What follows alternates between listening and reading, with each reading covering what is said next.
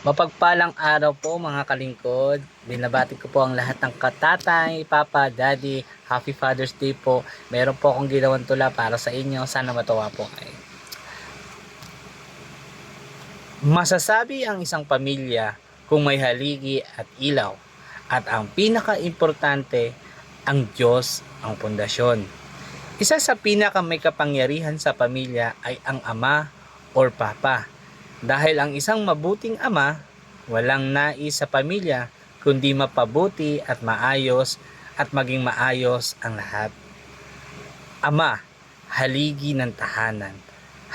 Halimbawa, mabuting halimbawa sa mga anak. Itinuturo ang mabubuting asal at maging masipag at mapagmahal na tao at pinaka-importante, maging mabuting halimbawa na lingkod ng Diyos. Lilipulin lahat ng bituin. Matupad lang ang pangarap sa pamilya.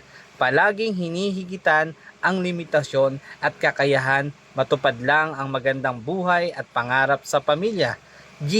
Ginagawa ang lahat maging maayos lang at mabuti ang isang pamilya. Tagapagpaayos ng problema at proteksyon ng pamilya. Haligi. Ang pinakasinungaling sa pamilya. Dahil palagi nilang sinasabi na okay lang, pero sa kabilang banda, pagod at maraming iniisip sa pamilya. Mapagmahal na asawa at mapagmahal sa mga anak.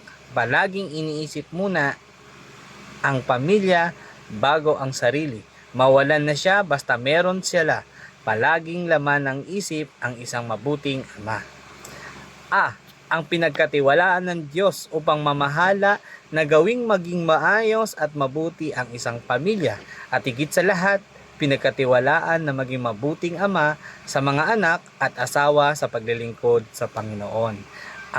Pero ang pinakadakila sa lahat ng ama ay ang Diyos, Ama, sapagkat ibinigay niya ang kanyang bugtong na anak upang hindi tayo mapahamak, kundi magkaroon ng buhay na masaya at buhay na walang hanggan. Sa Diyos ang papuri. Happy Father's Day po.